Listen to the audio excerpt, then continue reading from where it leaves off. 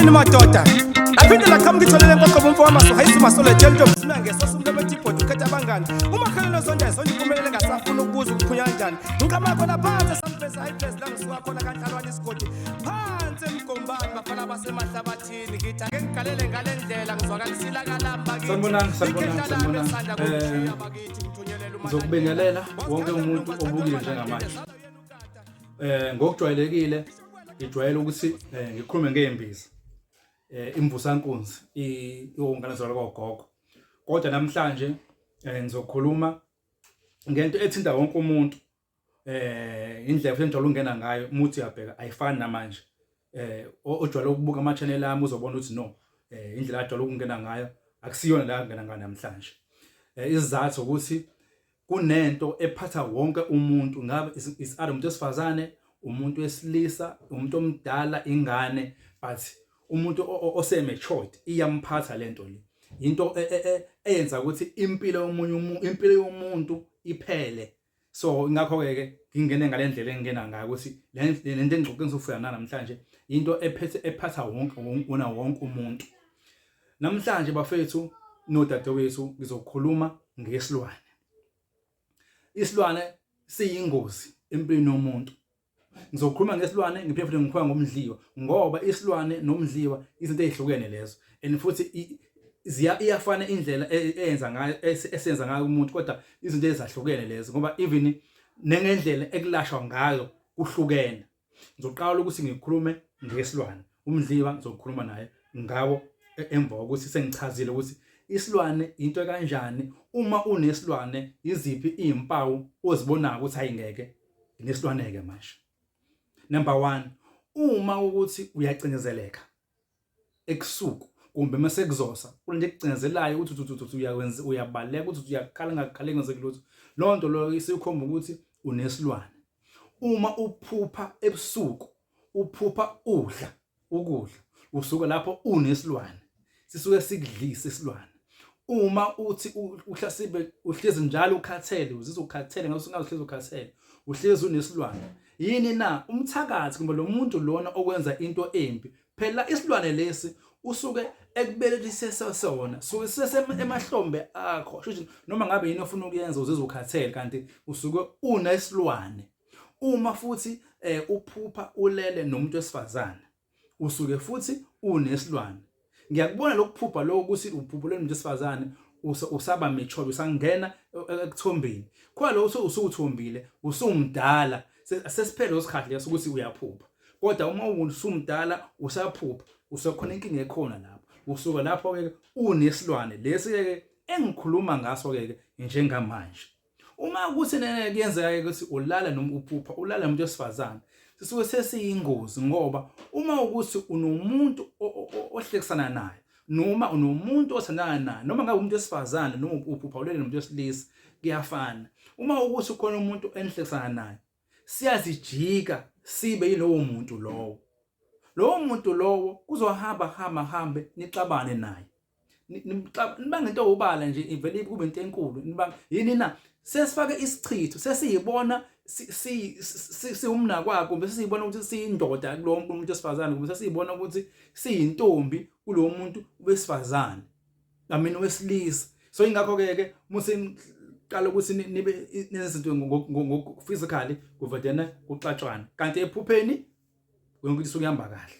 Mohle semephupheni ulala naso induku yakho soyiqinile nje yonke isuke right kodwa mase ukulala naye physically kuzovedena iwele ikhathalele.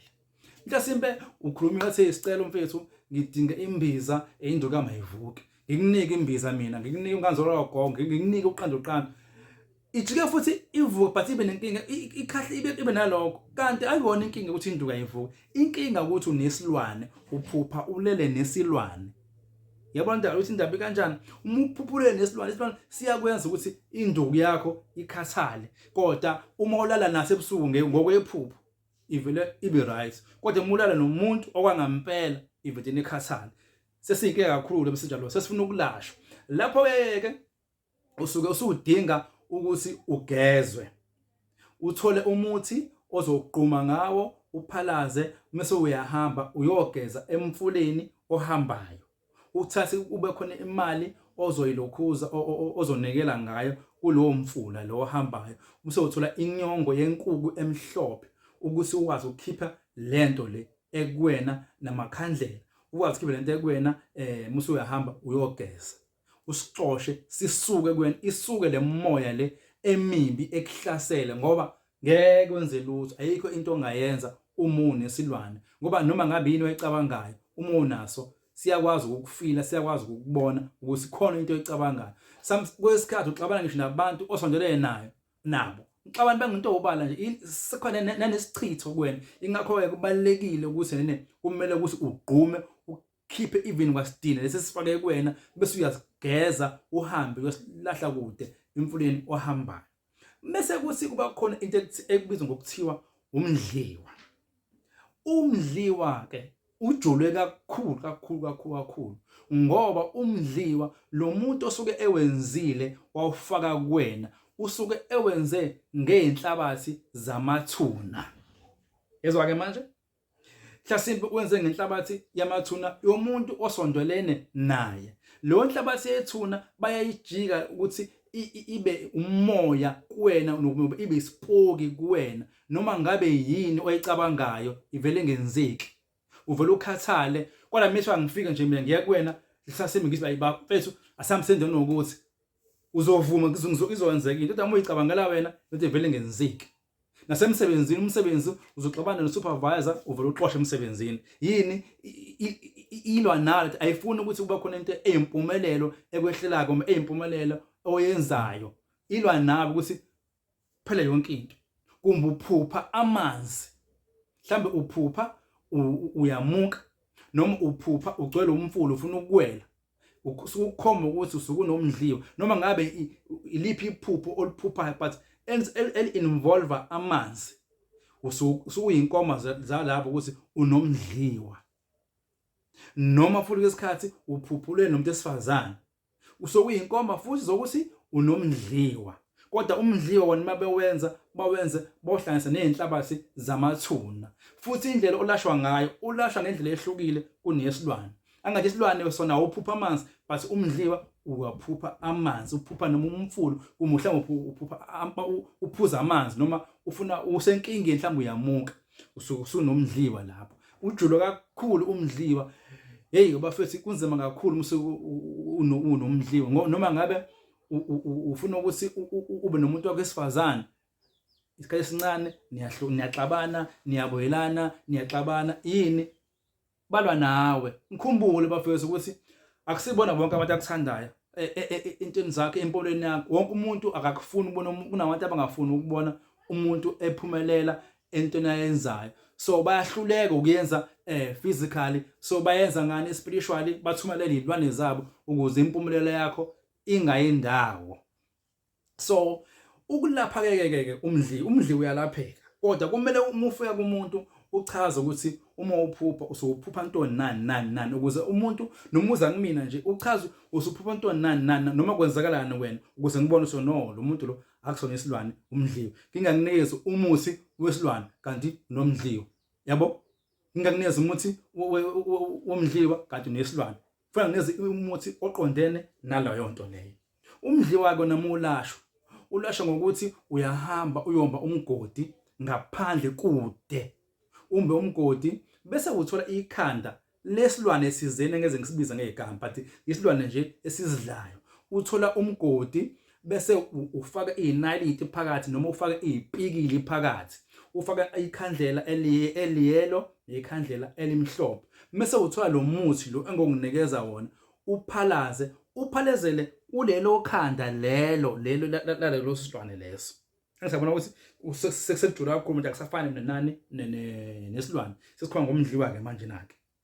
Bese uthatha imali eyo-5 but kube ama-5, kungabi 200 kodwa nje kube ama-5 wokuthi wenze njani, ulaphe phela nje, uhambe unikele ngayo lento lomgodi lowo okodwa uphazela kuwona, ukuze lento le isuke kuwena, iphume kuwena, ihambe yele, ngoba unomdliwa futhi induku yakho iyakhathala.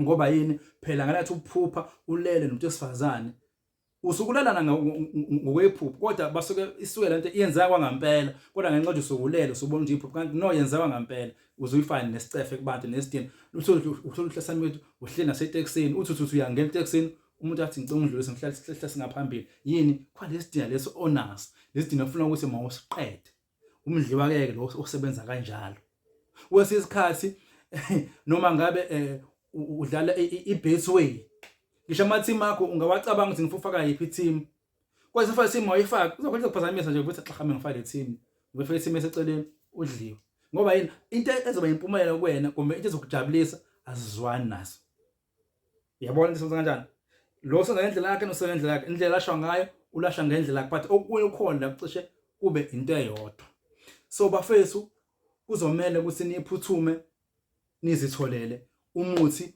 okugeza isilwane nomuthi wokugeza ukukhipha umdliwa ngoba uma ukuthi usindwa izinyawo amaphupho akho mhlawumbe ufuna ukwakhela abazali umuzi mhlawumbe ufuna uzakhela umuzi kuma ufuna ukushada ngeke azafezeke ngenxa ukuthi lento le noma ngabe wenzani ibona kuqala into efuna ukuyenza kuwena ihambe ifike ivale nenhlanhla ivale nayo yonke into zakho ukuthi azenzeki yini na unalento le isikuvalile ukuthi ungenzi lutho amukho umuntu othanda ukuthi empilweni yakhe angaye phambili so bafethu onale nkinga le kumbe onomuntu omaziye okamxoxele ngenkinga abhekene nayo niyayazi number yami inamba yami ithi 065 629 5372 ngiyatholakala ku Facebook ngiyatholakala na ku YouTube ngusicelo Dube so ngicela ngifollowe niphinde futhi ni like ni subscribe ngoba mina ngilana nje ngizosiza abafowethu ngifuna mayime lemizi yomkhulu ivuke induku ziyatholakala nezimbiza iyatholakala nemvusankunzi konke lokho lezi edala ukuthi igenge abafowethu abasha ezimamisela impilo zabo nginazo ziyatholakala so ziphuthumele ngitholele lento imizi omkhulu ayivuke ayimi induku imibheke phezulu yabonga abafowethu mina ngilwi namuntu bakithi ngiyayithanda lento isegazini ngisho ngangifake eziyoni ngifake egospel ungifake ekucothoza ngikhona mfana wami ngisa kancane ukuthi